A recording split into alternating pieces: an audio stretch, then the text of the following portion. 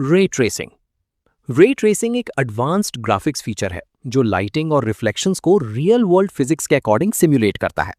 इसमें GPU light rays का path calculate करता है, यानी लाइट सोर्स से निकलकर वो ऑब्जेक्ट्स पर कैसे हिट करती हैं, रिफ्लेक्ट होती हैं और शैडोज क्रिएट करती हैं। इस वजह से पडल्स, ग्लास और मेटालिक सर्फेसेस पर रिफ्लेक्शंस बिल्कुल नेचुरल लगते हैं। ट्रेडिशनल रेंडरिंग मेथड्स में रिफ्लेक्शंस ऑफन अप्रोक्सीमेट होते थे, लेकिन रे ट्रेसिंग में एक्यूरेसी काफी इंप्रूव हो जाती है। लेकिन ये फीचर काफी हैवी होता है और जीपीयू पर हाई लोड डालता है, इसलिए एफपीएस ड्रॉप नोटिसेबल होता है, स्पेशली जब मल्टीपल लाइट सोर्सेस सीन में प्रेजेंट हो। Path tracing. Path tracing ray tracing का एक और रिफाइंड और एडवांस्ड वर्जन है जो पूरे सीन की लाइटिंग को फुली सिमुलेट करता है। ये सिर्फ डायरेक्ट लाइट नहीं, बल्कि हर बाउंस और इनडायरेक्ट लाइटिंग को भी कैलकुलेट करता है, जिससे image almost real life photography जैसी लग सकती है। इसमें हर पिक्सल के लिए मल्टीपल लाइट पाथ्स कैलकुलेट होते हैं, जो रियलिज्म को नेक्स्ट लेवल पर ले जाता है। लेकिन इसी वजह से ये एक्सट्रीमली डिमांडिंग होता है और एफपीएस सिग्निफिकेंटली ड्रॉप हो जाता है। हर गेम या सिस्टम के लिए ये प्रैक्टिकल नहीं होता, इसलिए ज्यादातर केसेस में री ट्रेसिंग ही प्रेफर्ड चॉइस रहती है। डीएलएसएस।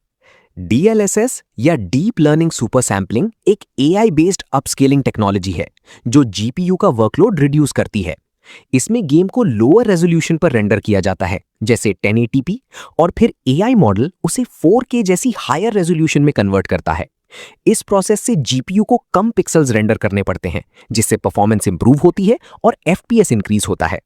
ये फीचर स्पेशली यूजफुल होता है जब रे ट्रेसिंग इनेबल्ड हो या हाई रेजोल्यूशन गेमिंग हो। लेकिन क्योंकि ये एआई रिकंस्ट्रक्शन पर डिपेंड करता है, कभी-कभी माइनर आर्टिफैक्ट्स या ब्लरीनेस देखने को मिल सकती है। एफएसआर।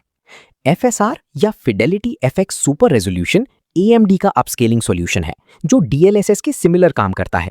ये भी लोअर रेजोल्यूशन फ्रेम्स को अपस्केल करता है ताकि परफॉर्मेंस बूस्ट मिले। इसका एक मेजर एडवांटेज ये है कि ये वाइड रेंज ऑफ जीपीयूज पर काम करता है, सिर्फ एक स्पेसिफिक ब्रांड तक लिमिटेड नहीं है। इस वजह से एक्सेसिबिलिटी ज्यादा है। लेकिन इमेज क्वालिटी कभी-कभी डीएलएसएस के कंपैरिजन में स्लाइटली लेस शार्प लग सकती है, स्पेशली फाइन डिटेल्स में। Frame generation. फ्रेम जनरेशन एक मॉडर्न फीचर है जो आर्टिफिशियल फ्रेम्स क्रिएट करके एफपीएस को विजुअली इंक्रीज करता है।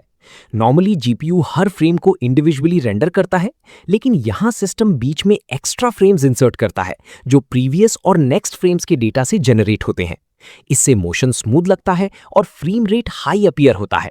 लेकिन इस प्रोसेस में इनपुट लैग इंक्रीज हो सकता है, जो कम्पिटिटिव गेमिंग में प्रॉब्लम क्रिएट करता है। इसलिए ये फीचर ज्यादा सिनेमैटिक और सिंगल प्लेयर एक्सपीरियंसेस के लिए सूटेबल माना जाता है। Dynamic resolution scaling. Dynamic resolution scaling एक अडैप्टिव फीचर है जो परफॉर्मेंस को स्टेबल बनाए रखता है।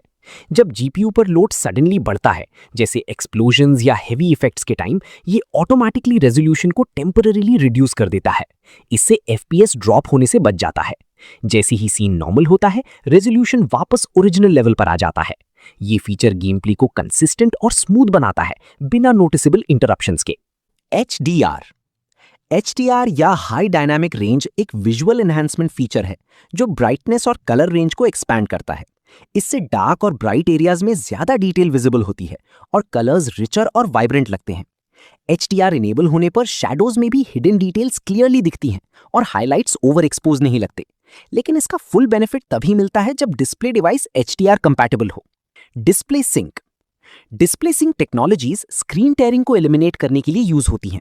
स्क्रीन टेयरिंग तब होती है जब जीपीयू और मॉनिटर अलग स्पीड पर फ्रेम्स प्रोसेस करते हैं। वी सिंक जीपीयू को मॉनिटर के रिफ्रेश रेट के साथ लॉक करता है, लेकिन इससे इनपुट लैग बढ़ सकता है। इस इशू को सॉल्व करने के लिए जी सिंक और फ्री सिंक जैसे एडवांस सॉल्यूशंस आए जो डायनामिकली रिफ्रेश रेट एडजस्ट करते हैं और स्मूदर एक्सपीरियंस प्रोवाइड करते हैं, बिना ज्यादा लेटेंसी के। Anti aliasing. एंटी एलियसिंग एक फीचर है जो जैगेड एजेस को स्मूथ करता है, जो पिक्सेल्स की वजह से विजिबल होते हैं। जब डायगोनल लाइंस या कर्व्स रफ लगते हैं, तो ये उन्हें सॉफ्टन करके नेचुरल अपीयरेंस देता है। डिफरेंट टाइप्स के एंटी एलियसिंग मेथड्स होते हैं जो परफॉर्मेंस और क्वालिटी के बीच बैलेंस मेंटेन करते हैं। क्लोज व्यूइंग डिस्टेंस पर इसका इफेक्ट क्लियरली नोटिसेबल होता है। Anisotropic filtering.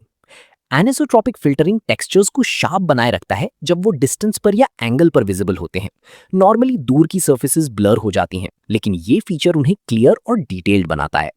ओपन वर्ल्ड और रेसिंग गेम्स में ये काफी इंपॉर्टेंट होता है, जहां long distance visibility game play का पार्ट होती है। Texture quality. Texture quality objects के सरफेस डिटेल को कंट्रोल करती है, जैसे वॉल्स के क्रैक्स, ग्राउंड के पैटर्न्स या कैरेक्टर के क्लोथ्स। लो सेटिंग्स पर ये डिटेल्स मिसिंग या ब्लरी होती हैं, जबकि हाई सेटिंग्स पर ये रियलिस्टिक लगती हैं। अल्ट्रा सेटिंग्स में डिफरेंस सटल होता है, लेकिन जीपीयू लोड सिग्निफिकेंटली बढ़ जाता है। इसीलिए प्रैक्टिकल यूजेज में हाई सेटिंग एक बैलेंस्ड चॉइस मानी जाती है। एनवेंक एक डेडिकेटेड हार्डवेयर एनकोडर है जो एनवीडिया जीपीयूज में बिल्ट इन होता है और स्ट्रीमिंग या रिकॉर्डिंग के लिए यूज होता है। नॉर्मली ये काम सीपीयू करता है, लेकिन एनवेंक इस वर्कलोड को जीपीयू के एक स्पेसिफिक पार्ट पर शिफ्ट कर देता है। इससे सीपीयू फ्री रहता है और गेमिंग परफॉर्मेंस स्टेबल रहती है। ये फीचर स्पेशली कंटेंट क्रिएटर्स के लिए यूजफुल है जो गेम प्ले रिकॉर्ड या स्ट्रीम करते हैं विदाउट मेजर परफॉर्मेंस लॉस।